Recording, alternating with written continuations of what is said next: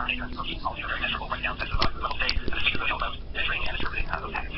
So let's start with an example of my genomes. This is one of my blood cells off the slide. This is really where genomes really start actually with DNA side down there. So the early days of genetics, the first step is basically cut genes with glue, paint up like this, where we have, you take this message chromosomes, line them up, and you start by eye looking for differences that actually can be about these chromosomes. And still not safe, especially with very large chromosomal arrangements, and cancer genomics and cancer sequencing really start to look at really the exact same sources of cancer generation, resolutions, arrangements. Nothing really to even greater resolution, really down to the base level. And the point of my showing one of my healthy cells is compared to the cancer genome. My first single point of the cancer disease genome, you can tell by eye, all the many ways that the cancer genome has gone wrong. In this case, the genome definitely has 29 chromosomes that should, so the chromosome 9 has chromosomes are longer than the others, the 9 P aren't deleted. The rearrangement is tucked in here.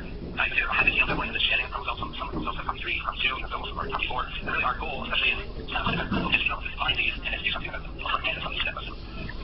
And this is really still such a challenge in cancer genomes. They all have cells, or like unhappy cells, unhappy cells, like unhappy cells, in this case are cancer cells. I'm showing here circles, points, like a lot in cancer genomics, behaviors and implications. And really to take really that side-by-side karyotype that I showed earlier, and so that makes sense on a single page. So that's very similar data. Instead of how we have side-breaking chromosomes from this, we're showing side-by-side in that order end-to-end around the other side of the circle. And then the inset here with the letters is just to try to annotate all the ways that DNA has been modified specifically in cancer cells. So we have lectures on almost all these topics, mutations, functional alterations, structural rearrangements, we'll one piece of chromosome, and then stuff to another one.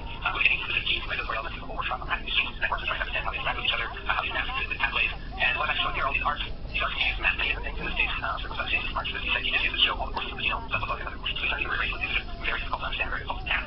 Genome segments are just sequences that difficult. Today, the genome, the genome sequence has been finished for a very long time, but we get a new build every 5 or 6 years. So what you want more of it is never tapping these sequences. So we're starting to put these ATC genes into the stereotypic form. That's what the background of the cancer actually is quite daunting at first. So we definitely have we know a lot about cancer biology already, and a very powerful computational technique starting to test and integrate all these data. So in this biology a little bit to talk about how different cancers can vary in their level or type of cancer genome variation. The first concept I want to show is the things figure from review on extract actually a while ago now. This is illustrating that cancer cells do accumulate somatic alterations over time. This concept of somatic and germline is actually really key to whether you're talking about cancer genomics. So germline variation are cells that you're born with, so really the cells that take in normal cells, healthy cells, the cells that have most of your body, and somatic alterations are the new bits that occur in cancer cells. So this slide really show the life cycle of the cancer cell right from the germline up for life day. Over time, the patient in the seed, you can early on start getting into the phase of the key here. How this is going to do, but you start to accumulate what are called happy mutations. Variants don't necessarily understand, often they don't have any functional impact. So you can see over time you start to acquire more and more mutations over time, especially as you're exposed to additional environmental or external influences. And in this case, the acquisition of driver mutations shown here is star. And some of the driver mutations are really DNA changes that confer a new ability on these cells. So a mutation that is driver on the gene, or a mutation that a loss-of-function mutation that is expressor. And it's really these X mutations that start to drive the accumulation of additional mutations. And so that's for like that here, that is a mutated phenotype, and actually the acquisition of additional mutations, particularly in response or because of treatment, chemotherapy. The real thing about these other mutation rates and cancer type, cancer, a lot of malignancies, very low mutation rate there, occurring much earlier on in life cycle of a lot of these cells, which are external forces can drive really the pilot up of additional mutations. This is next slide really says that. The way to read this plot is all these different mutation types along the bottom, and on the y-axis is just the number of mutations used on a log scale. So as I said down here on the left are all the low mutation rates and each dog is a single cancer. So thanks to the cancer genome, I left another effort to hear about that workshop. You can really see the first mutation rate, but in general, low mutation rate cancers are clumped together, high mutation rate cancers clumped together. The outlier, the highest, the most mutated cancers is melanoma. It's a small cell cancer, very strong, non-explosive signature, thousands and thousands of mutations. Lung cancer as well, very specific mutation types and thousands of these mutations. But on far right, they can't get really here in the middle. So high, not very low, but very unlucky in that the mutations occurred in the wrong gene at the wrong time. That's resulting in cancer development. I also just talked about the outliers. The line you show neuroblastoma here.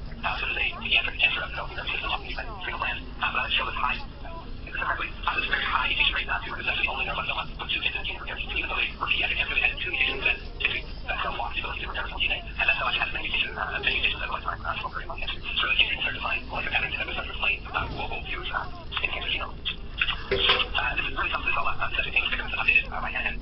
One research that did recently in Cell really just tried to pin down how we map these mutations to specific functional abilities, and also the tumor cells are normal cells gone wrong. The tumor cells are really just acquired abnormal abilities, by co-opting things the cells can already do very well. So this will have this very quickly.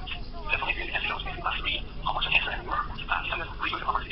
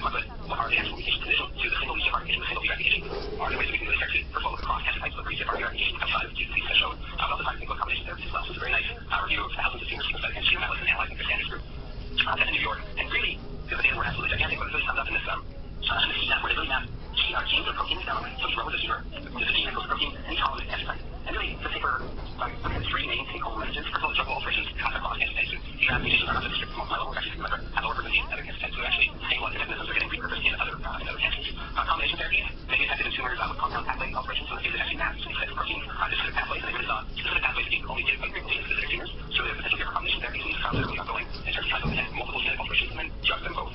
And half of the research at the time that 50% of tumors had at least two disrupted druggable targets on the set. This is the vocabulary of over and over that druggable, actionable. This description was really not technical at all. I was actionable as mutation through something that has a mutation you get from immediately. I think with these analysis, it's more than any mutation in any of these proteins that map the pathway, which for clinical geneticists are considered a lower bar for actionability. So I talk about the tumor as this homogeneous mass. To this point, the real challenge here, especially in the resistance arena, is that even with a single tumor mass, different cells may have different mutations. And the important thing is actually the tumor mass that has a very, very small subpopulation that's already resistant before you even start treatment. So this is the case where you have an active EGFR mutation, that you detect using conventional methods, but also very, very, very low, rare population that is already resistant to these types of drugs.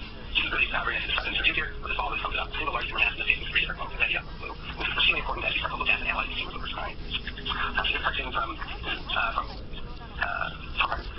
that watch you really trying to show the life cycle of this tumor over time, specifically getting with relatively few mutations, these really initiating mutations.